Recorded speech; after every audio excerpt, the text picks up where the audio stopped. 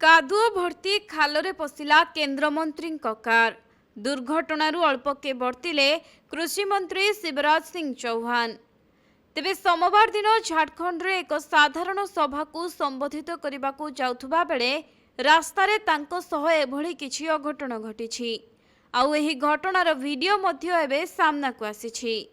शिवराज सिंह चौहान झारखंड पई बीजेपीर निर्वाचन प्रभारी दायित्व रे रहिछन्ति।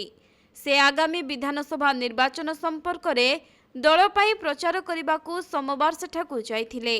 आउ जिबा समय रे झारखंड बहरागड़ा सहर रे तांको कारटी एक खालरे फसी जाइथिबार दृश्य सामना को आसिछि। तेबे प्रबल वर्षा जुगु रास्तारे बड़ बड़ खाल ढीप सृष्टि होई कादुओ भर्ती होई रहिथिबा समय रे केन्द्रमंत्री कार एही खालरे फसी जाइथिबा कहा जाउछि।